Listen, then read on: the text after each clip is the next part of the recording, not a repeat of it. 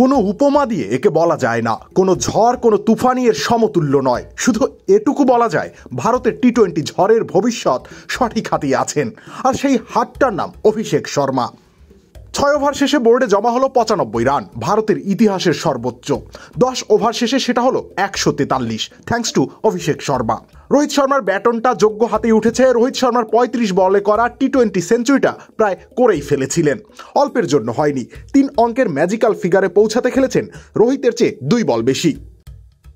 পাওয়ার প্লের 36টা ডেলিভারির মধ্যে অভিষেক নিজেই খেলেছেন 21টা বল, রান করেছেন 58, সেঞ্চুরিতে পৌঁছালেন ইনিংসের 11তম ওভারের প্রথম বলেই। ব্যাস, লেখা হয়ে গেল নতুন এক ইতিহাস।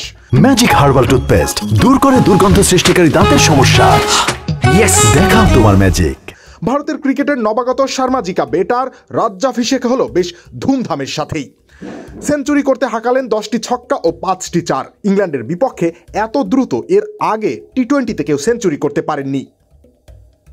আজকাল এইরকম ব্যাটিং ঝড় কেবল ট্রাভিস হেডের ব্যাটেই দেখা যায়। সেই ট্রাভিস হেড একাই একটা বিশ্বকাপ কেড়ে নিয়েছেন ভারতের হাতের মুঠো থেকে। তবে ভারত পেয়ে গেছে তাদের নিজস্ব ট্রাভিস হেড।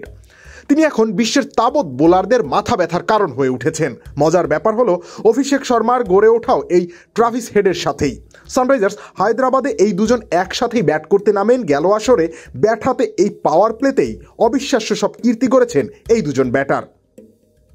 এবার আন্তর্জাতিক ক্রিকেটেও পাওয়ার প্লের সেই ঝড় অব্যাহত থাকলো। পাওয়ার প্লে থামলো, কিন্তু অভিষেক শর্মার ঝড় থামলো না। তিনি অবিচল গতিতে ব্যাট চালিয়ে গেলেন, একের পর এক ছক্কা হাঁকাতে লাগলেন, আর সেই ছক্কায় লেখা হয়ে গেল নতুন ইতিহাস। আর সেই ইতিহাস থেকে ঠিকরে বের হবে ভারতীয় টি-20 পতাকার আভিজাত্য। রবিউল ইসলাম রনি, খেলা 71।